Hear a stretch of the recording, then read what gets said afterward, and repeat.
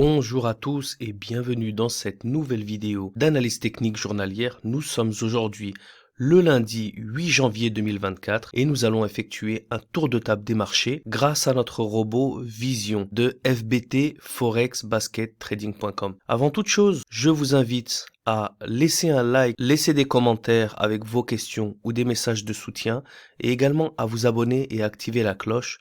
Tout ceci nous aide au référencement, c'est un gros soutien à la chaîne et c'est une manière également de supporter et de participer à tout ce travail qui est effectué pour vous permettre de comprendre la stratégie du Forex Basket Trading. C'est une stratégie qui a montré son succès et apporté ses fruits au fil du temps et c'est pour cette raison que nous souhaitons la partager avec un maximum d'audience. Et vous faites partie de ce projet en partageant la vidéo, en likant, en commentant. Donc ça vous prend un petit moment, je vous invite à mettre un like pour supporter la chaîne et nous aider à développer notre audience. Donc avant toute chose, j'invite à tous ceux qui n'ont pas eu l'occasion de le faire et qui souhaiteraient tester le robot de manière gratuitement à vous rendre sur notre site forexbaskettrading.com. Il vous suffit d'entrer votre adresse email, votre numéro de compte de trading, le code CAPTCHA et cliquer sur Activate. Juste après ça, vous pouvez télécharger le robot en version MT4 ou MT5 et vous pourrez l'installer sur votre plateforme.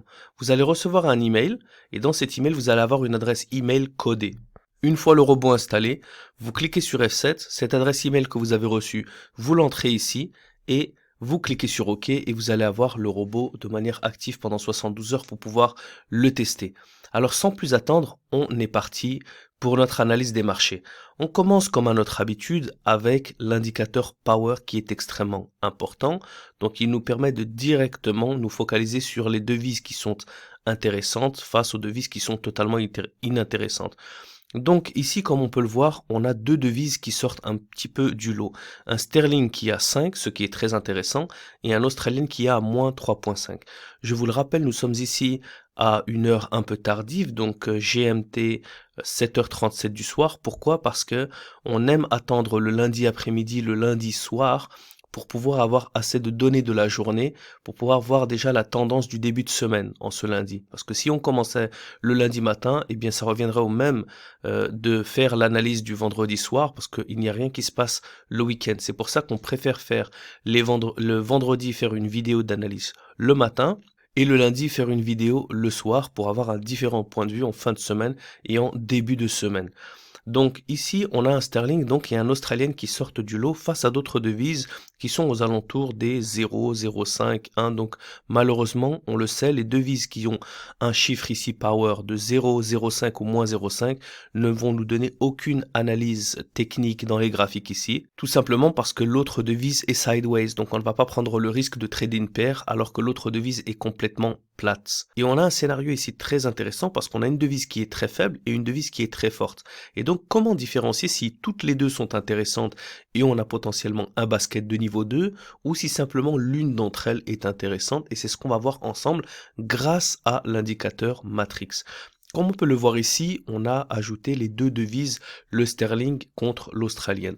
Et là, quelle est la différence? Le sterling, on peut voir qu'il a été quasiment dans la majorité du temps ici, dans son historique, sur une zone bleue de force au 4, 5, 4, 5, il a même atteint les 6 à un moment, et là, en ce moment-là, il est toujours à 5. Alors que l'Australien, lui, il était dans une faiblesse qui n'était pas très prononcée, donc simplement à moins 1, il est descendu d'un coup à moins 4, il a retapé les zéros, il est redescendu dans une zone de faiblesse. Le fait qu'il reste dans cette zone faible, c'est intéressant, mais le fait qu'il n'y ait pas été et qu'il était à 0 juste avant, ça va nous montrer déjà que la tendance n'est pas marquée. En plus de ça, le fait qu'il est en train d'en sortir maintenant, qu'il est en train de flirter avec les 4, les moins 4, les moins 5, ça nous donne une confirmation additionnelle que cette devise est beaucoup moins intéressante que le sterling qui lui reste en zone de force. Et c'est ce qu'on va confirmer ensemble en analysant les graphiques ensemble. Donc on va regarder déjà l'australienne. Alors comme on peut le voir, le CAD est faible et en plus de ça il est à moins 0,5. On a un semblant de tendance baissière. On avait vu qu'il avait craqué rapidement des plus bas et maintenant il est simplement en train de rangé un petit peu au milieu du range, donc rien de bien intéressant. On avance ici sur l'Australian Suisse. Le Suisse malheureusement est à 0,5.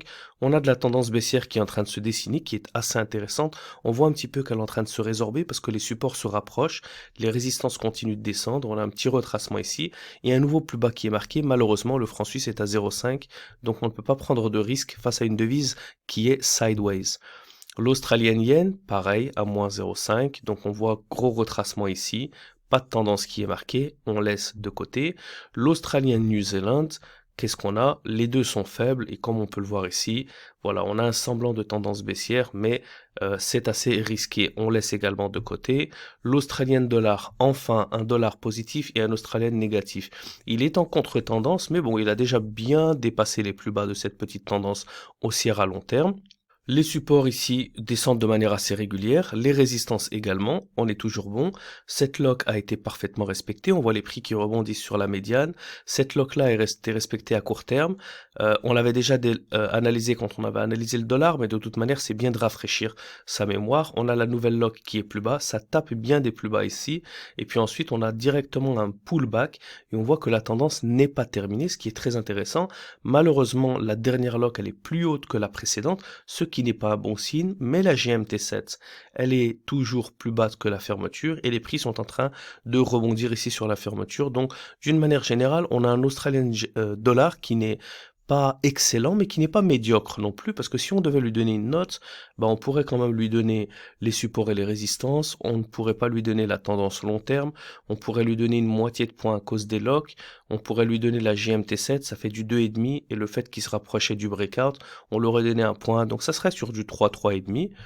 On avance sur l'euro AUD, voilà, l'euro est à 0 malheureusement, on a un semblant de tendance haussière, on a du breakout, on a du retracement, c'est potentiellement intéressant, mais c'est trop risqué, car on pourrait avoir ce genre de configuration là, où les marchés vont être très sideways pour l'euro dollar à cause d'un euro qui est complètement sideways, plat. Et on termine avec un sterling dollar qui a le plus grand écart entre les devises ici, un écart total de 9 points. Et là, qu'est-ce qu'on peut voir? Les marchés étaient un peu sideways à long terme, mais ils étaient pas en tendance baissière, donc on est toujours OK. Comme vous pouvez le voir, on a largement dépassé les plus hauts.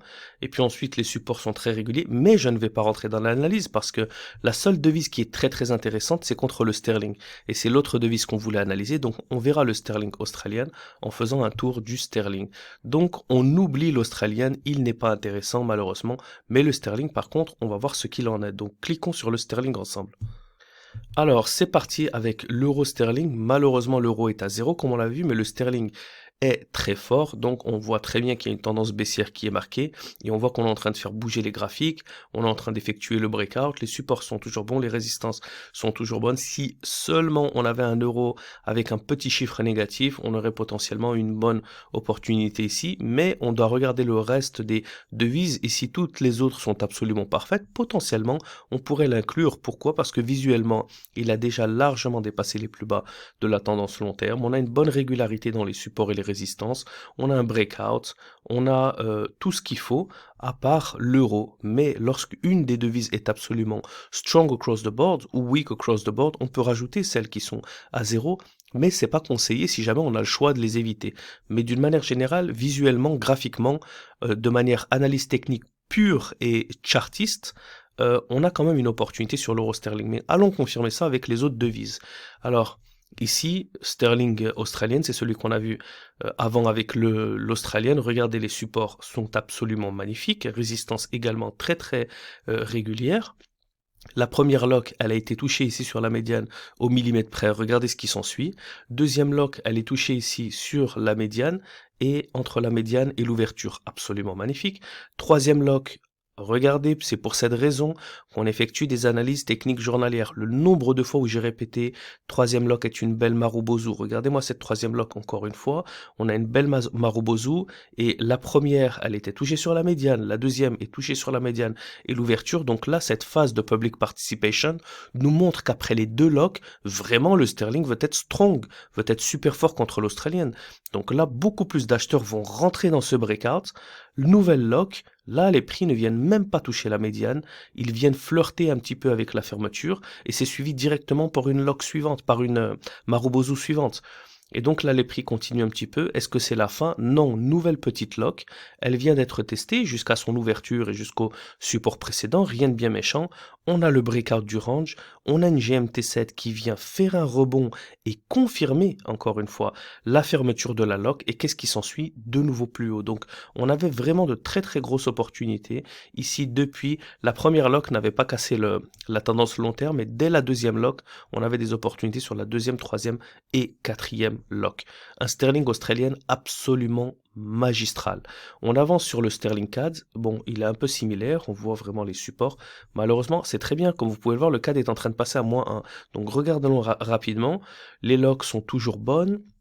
Première log respectée, deuxième log ici sur l'ouverture, troisième log ici sur l'ouverture, après les prix retracent un petit peu plus bas, rien de bien méchant, grosse log encore une fois qui vient absolument tout chambouler au niveau de la tendance haussière et casser la dernière résistance, les prix viennent flirter ici, la GMT7 qui vient ici sur confirmer la tendance en venant ici rebondir sur la fermeture de la dernière log et les prix explosent, donc le sterling CAD, voilà, tout ça on est sur du 5 étoiles, 5 étoiles et demi. Je vais vous faire simplement un petit rating, une petite notation ici. Donc tendance long terme, court terme, on va lui donner 0.5 parce qu'on n'est pas vraiment sur une tendance haussière, mais elle est pas non plus baissière, elle est un peu sideways. Donc 0.5. Support et résistance 1 point, on est donc à 1.5. Les locks 1 point, on est donc à 2.5. Le breakout 3.5. La GMT7 absolument magnifique 4.5 et le plus haut des graphiques qu'on est en train de pousser 5.5. Donc comme vous pouvez le voir, même si on donnait 0 point sur la tendance long terme, on est quand même sur du 5 étoiles et là c'est à peu près pareil. On avance sur le sterling suisse, malheureusement le suisse est à 0,5, donc voilà, donc on peut voir que ça monte un petit peu, le sterling est fort, mais il n'a pas dépassé les plus hauts de la tendance baissière, donc lui, contrairement à l'euro sterling, où on avait déjà tapé des plus bas, lui par contre on le prendrait pas, tout simplement parce qu'il n'a pas encore réussi à atteindre des plus hauts en tendance. Le sterling yen, lui, par contre, il l'a fait, et le yen, il est malheureusement à juste 0.5, mais les supports sont très bons, ça monte très vite, ça vient taper des plus hauts, ça retrace. On a un sterling yen, il va falloir attendre de voir un yen s'affaiblir un petit peu contre le sterling, et potentiellement les plus hauts vont être touchés. Demain va être une journée très très intéressante à monitorer le sterling. D'ailleurs, au moment où je vous parle, il venait de taper 1, regardez, ben voilà, on va attendre encore un tout petit peu ensemble pour voir, voilà, ça se dessine, regardez la première lock ici, deuxième lock respectée, troisième lock au millimètre près, regardez comment c'est magnifique, comment ça vient au millimètre près sur la médiane, et la dernière lock ici avec une GMT7 qui est juste sous la lock qui nous montre que c'est encore un tout petit peu indécis, mais attention, elle ferme sur l'ouverture, elle n'est pas plus basse que l'ouverture, donc on a encore de la confirmation en tendance haussière. Très bon sterling yen. Sterling New Zealand qui est faible également, donc intéressant, de très bons supports, de très bonnes résistances, une lock ici qui est bonne, une deuxième lock ici qui est intéressante, malheureusement elle a été un peu retracée, mais rien de bien grave, parce que comme je vous le dis, et je vous le répète souvent dans les vidéos d'analyse, dans le pire des cas, si on avait ouvert à la fermeture de cette Marubozu, bah, on se prend un retracement, mais immédiatement confirmé par une troisième lock, et on vient taper des plus hauts, donc c'est pour cette raison qu'il est toujours intéressant de rentrer dans les zones de lock. Confirmation donc de la GMT7 qui vient rebondir, ce n'est pas une coïncidence, c'est absolument de l'analyse technique pure et dure qui vient rebondir sur la fermeture de la dernière lock, qui est suivie d'une explosion. Voilà pourquoi il faut savoir être patient. Parce que vous pouvez le voir, lorsqu'il y a des journées qui ne sont pas intéressantes, eh bien on fait des vidéos qui vont durer 7, 8 minutes, mais il n'y a rien, tout simplement, il n'y a rien à redire lorsque tous les marchés sont sideways, est-ce que les tendances ne sont pas marquées et qu'on est dans une phase d'accumulation ou qu'on est dans une phase de distribution. Comme vous pouvez le voir, on est rentré dans une phase de public participation, donc les journées cette semaine va être très intéressante et il est très facile de commenter les marchés avec un sterling aussi magnifique qu'il est aujourd'hui. Et on terminera avec un sterling dollar qui est complètement mix, un dollar à 0,5. Donc voilà, il n'a pas tapé des plus hauts, le sterling a du mal à se renforcer contre le dollar et pour la petite histoire, la raison pour laquelle il ne peut pas se renforcer contre le dollar, eh bien on l'a ici avec notre indicateur matrix qui va nous donner la réponse tout de suite. C'est tout simplement parce que le dollar, voilà pourquoi le Matrix est très intéressant, il était fort, il était lui-même à 4. Si vous avez vu les vidéos de fin de semaine dernière, on avait un dollar qui était fort et qui s'est raffaibli, mais qui reste en zone positive. Donc c'est pour cette raison qu'il faut faire très attention, c'est pour cette raison que l'indicateur Matrix est extrêmement important. Parce que si le dollar était faible et d'un coup il avait repris de la force, eh bien on aurait pu comprendre. Mais là, le fait qu'il soit fort et qu'il perd seulement de la force, il reste fort. Donc il faut faire très attention à ce genre de scénario. On va vous prendre un autre scénario, par exemple le franc suisse. Regardons par rapport au franc suisse. Voilà, comme vous pouvez le voir avec le franc suisse, lui, était dans les zéros, dans le négatif, dans le positif, mais il flirtait avec le zéro. C'est pas qu'il était à plus 4 ou à plus 5 et que d'un coup, il a perdu. C'est pour ça que cet historique est extrêmement important et vaut vraiment son pesant d'or. Donc voilà, c'est tout pour aujourd'hui. C'est la fin de cette vidéo d'analyse technique journalière du lundi. Si vous souhaitez en voir plus et continuer de soutenir ce travail, n'oubliez pas de liker, de vous abonner et de laisser un commentaire de soutien ou avec des questions que vous pourriez avoir et j'y répondrai dans les vidéos futures au cours et au fil des analyses techniques journalières des journées à venir. Je terminerai encore une fois avec le fait que en allant sur Forex Basket Trading, en remplissant ce formulaire, cliquez sur activer et télécharger le robot, vous aurez accès donc au robot Vision de FBT pendant 72 heures et tout ça gratuitement. Quant à moi, je vous souhaite une excellente fin de journée, un bon trading à tous et je vous retrouve demain pour une nouvelle vidéo d'analyse technique. D'ici là, ciao, bon courage à tous.